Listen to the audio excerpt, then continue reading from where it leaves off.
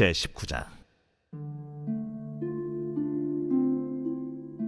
이스라엘의 왕이 없을 그때에 에브라임 산지구석에 거류하는 어떤 레위 사람이 유다 베들레헴에서 첩을 맞이하였더니 그 첩이 행음하고 남편을 떠나 유다 베들레헴 그의 아버지의 집에 돌아가서 거기서 넉 달 동안을 지내매 그의 남편이 그 여자에게 다정하게 말하고 그를 데려오고자 하여 하인 한 사람과 나귀 2마리를 데리고 그에게로 가매 여자가 그를 인도하여 아버지의 집에 들어가니 그 여자의 아버지가 그를 보고 기뻐하니라. 그의 장인 곧 그 여자의 아버지가 그를 머물게 하매 그가 3일 동안 그와 함께 머물며 먹고 마시며 거기서 유숙하다가 넷째 날 아침에 일찍이 일어나 떠나고자 하매 그 여자의 아버지가 그의 사위에게 이르되 떡을 조금 먹고 그대의 기력을 돋운 후에 그대의 길을 가라. 두 사람이 앉아서 함께 먹고 마시매 그 여자의 아버지가 그 사람에게 이르되 청하노니 이 밤을 여기서 유숙하여 그대의 마음을 즐겁게 하라. 그 사람이 일어나서 가고자 하되 그의 장인의 간청으로 거기서 다시 유숙하더니 5째 날 아침에 일찍이 일어나 떠나고자 하매 그 여자의 아버지가 이르되 청하노니 그대의 기력을 돋우고 해가 기울도록 머물라. 하므로 두 사람이 함께 먹고 그 사람이 첩과 하인과 더불어 일어나 떠나고자 하매 그의 장인 곧 그 여자의 아버지가 그에게 이르되 보라, 이제 날이 저물어가니 청하건대 이 밤도 유숙하라. 보라, 해가 기울었느니라. 그대는 여기서 유숙하여 그대의 마음을 즐겁게 하고 내일 일찍이 그대의 길을 가서 그대의 집으로 돌아가라. 그 사람이 다시 밤을 지내고자 하지 아니하여 일어나서 떠나 여부스 맞은편에 이르렀으니 여부스는 곧 예루살렘이라. 할렐루야. 오늘 하나님의 말씀은 사사기 19장 1절부터 10절까지 말씀입니다. 오늘 말씀의 제목은 안정 가운데 레위인의 타락입니다. 어제도 살짝 나눴는데요. 사사기의 마지막 2개의 이야기는 사사들의 활약과는 조금 거리가 있습니다. 보통 사사기는 타락, 심판, 회개, 구원의 사이클이 반복됩니다. 사람들이 타락하여서 하나님의 심판이 임하지요. 견디다 못한 백성들이 회개하게 되면 하나님께서 사사를 통해 구원해 주십니다. 그리고 다시 안정을 찾으면 사람들이 타락하죠. 이 순환의 반복이 나타나 있는 성경 본문이 사사기입니다. 우리 인생과 같죠. 근데 사사기의 마지막 2개의 이야기는 이런 사이클과 좀 달라요. 말 그대로 사사시대에 어떤 문화가 있었는지를 그냥 날카롭게 지적합니다. 어제 잠깐 나눴던 미가 내러티브에서는요, 우상숭배에 관한 모습을 다뤘다면 오늘부터 나눌 레위인의 첩 내러티브는요, 성적인 타락에 관해 설명하고 있습니다. 여기서 두 이야기의 공통점이 몇 가지 있죠. 어제도 나눴습니다만 오늘은 또 다른 한 가지의 공통점을 주제로 말씀을 나누고자 합니다. 바로 레위인이라는 개념입니다. 어제 미가 내러티브를 보면서 우리는 단지파의 2단 종교 제사장으로 모세의 손자가 등극한 것을 보면서 경악했습니다. 레위인이 그것도 모세의 손자가 자신의 위치를 위해 하나님이 아닌 다른 신상을 섬긴다? 정말 이해가 안 되는 이야기잖아요. 그런데 오늘도 이런 비슷한 예가 보입니다.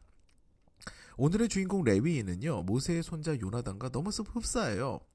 레위인인데 에브라임 산지를 떠도는 레위인입니다. 그 당시 정치적 중심지는요, 여호수아의 지파인 에브라임의 실로였죠.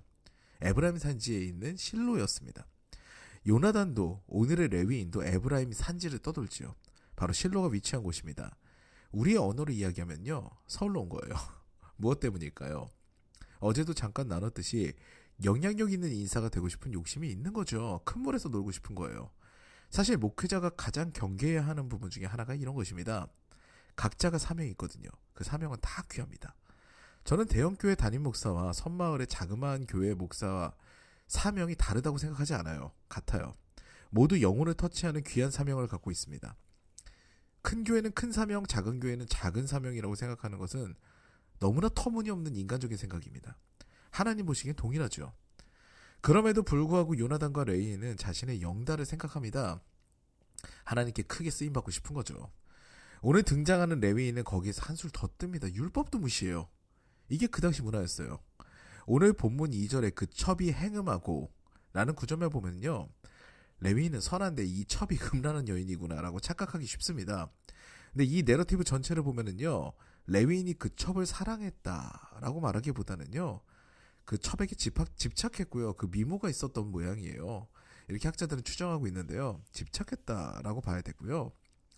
오히려 그 첩이 남편에 대한 의무를 지킨 것으로 이해가 됩니다. 그 이야기는 추후에 나눌 수 있으면 나누도록 하겠습니다. 일단 레위인이 축첩을 한 것 자체만으로 지탄받을 만한 일이에요. 경건성을 더 지녀야 하는 레위인이 첩을 들인 거는요. 그 당시 문화가 인정했다고 할지라도 본이 되지 못하는 일입니다. 오늘날도 목회자 성범죄는 상당히 크게 다뤄집니다. 예나 지금이나 거룩한 사명을 받은 이들은요. 늘 몸가짐을 바르게 해야 하는 것이죠. 이런 레위인인데 오늘 본문을 보면은 이걸 넘어서서 반전까지 나옵니다. 그 첩이 행음하고에서 행음하다라는 단어는 자나라고 합니다. 이견이 없이 어느 학자도 이견이 없어요. 행음했다의 뜻이에요. 여기는 문제가 없어요. 그런데 히브리어 원문을 보게 되면 한 단어가 더 추가되어 있습니다. 바로 알라유라는 단어가 뒤에 추가가 되어 있어요. 알라유는요. 뭐뭇에 대항하여라는 뜻을 가지고 있습니다. 그래서 이 부분을 모두 해석하게 되면은요. 레위인의 첩은 그의 남편에 대항하여 행음하고 라고 해석이 됩니다. 무엇에 대항했을까요? 여기서 문맥상 우리가 추측할 수 있는 것은요. 남편이 먼저 부정을 저질렀겠구나 라는 사실입니다. 남편의 행음에 대항하여 그 첩은 행음하고 친정으로 도망가 버렸다. 이게 사실관계가 좀 앞뒤가 맞아 보이는 그런 해석이에요. 맞바람을 옳다고 말할 수는 없겠죠. 그게 옳지는 않아요. 마치 정신 나간 개가 나를 물었다고 내가 그 정신 나간 개를 물 수는 없잖아요. 그러니까 맞바람이 옳다고 말할 수는 없어요. 그런데 그녀의 남편이 거룩한 사명자인데 축첩도 모자라 행음까지 했다? 이건 있을 수 없는 일이죠. 가뜩이나 충격적인 것은요. 이 사건 역시 아론의 손자인 비느하스가 등장하는 것으로 미뤄봐서 가나안 입성 후 얼마 되지 않은 시기에 일어난 일입니다. 그 광야의 시간을 다 보내고 이제 가나안 땅으로 들어가서 안정이 됐는데 이제 땅을 소유하고 안정이 됐는데 그래서 이제 신앙생활을 더욱더 이제 하나님 앞에서 온전하게 해야 되는 그 시기인데 타락이 시작되는 거예요. 안정이 되니까 타락이 시작된 거예요. 사사기는 이것을 우리에게 마지막으로 말씀하고 있는 거예요. 가나안 입성이 중요한 게 아니었다. 그것이 너희들을 너무나 원하는 일이었지만 너희들의 안정을 찾고 난 다음에 무엇이 일어났느냐. 계속해서 왕 대신 하나님을 인정하지 않고 타락했고 그로 인해서 심판받았고 또 다시 회개하고 하나님 받아주시면 또 타락하고 이게 반복되는 것이 너희의 삶이었다. 이거를 사사기는 고발하고 있는 거예요. 사랑하는 여러분, 안정이 되면은요 타락하기 너무 쉬워요. 우리의 원수 마귀는요 우는 사자와 같이 삼킬 자를 찾는다고 했습니다. 차라리 광야의 시간이 하나님과 만날 수 있는 시간이었다는 것을 우리가 돌아보게 되죠. 그때를 늘 잊으면 안 되는 거예요. 사실은 그 고난의 시간에 하나님과 동행했던 것을 우리의 다음 세대에 유산으로 물려줘야 됩니다. 여러분, 제가 간곡히 부탁드립니다. 삶의 안정과 평안을 위해서 영혼의 구원을 바꾸시는 것이요 얼마나 어리석은 일인지 우린 깨달아야 됩니다. 훗날 자녀들의 세대가 하나님을 인격적으로 만나지 못하고 방황하고 구원의 티켓조차 날려버리면은요 이건 누구의 책임이 될까요? 우리는 상황 가운데 늘 이 사실을 망각하지 말아야 됩니다. 기억해야 돼요. 우리의 고난의 과정 가운데 하나님의 믿음을 새롭게 한 경험을 꼭 다음 세대에 전해줘야 됩니다. 이제 우리 교회도 안정을 찾아서 애를 쓰고 있습니다. 대략 5개월여의 시간 동안 성전도 없이 그저 함께 예배할 수 있음에 감사하면서 광야와 같은 시간을 보냈죠. 이제 입당을 앞두고 우리는 마음을 새롭게 할 필요가 있습니다. 이 시기에 이 황금 같은 본문을 나누게 된 것도 너무 감사해요. 저는 우리는 오히려 성전에 입당하고 안정이 되었을 때 기도에 불을 지펴야 됩니다. 이 말씀 보니까 정말 그래야 되겠다고 생각되지 않으세요? 날마다 찬양하며 예배를 사모해야 됩니다. 고난의 시간 동안 갈급한 심령에 성령의 충만함으로 해갈의 시간을 보내야 됩니다. 이제 고난은 끝났다. 하나님께서 허락하셨구나. 입당했네. 이제는 우리 예배 처소 생겼네. 이제 끝이다. 그리고 놓아버리면 안 된다는 얘기예요. 우리의 신앙도 다시금 불을 지펴야 되고요. 그리고 그 모습을 다음 세대에도 유산으로 남겨줘야 됩니다. 그것이 굉장히 중요한 부분이에요. 이 모든 경험을 우리의 다음 세대들에게 여과 없이 전해져서 그들도 그 다음 세대도 주님을 인격적으로 만나는 귀한 시간을 보내는 기회를 우리가 제공해야 되는 것이죠. 오늘도 그 꿈을 꾸면서 기도하며 나아갔으면 좋겠습니다. 하나님, 우리가 고난의 그 시간을 기억하게 하시고요. 우리가 하나님의 거룩한 일들을 한다고 그것이 우리의 욕심을 정당화하지 못하다는 것을 깨닫게 해주세요.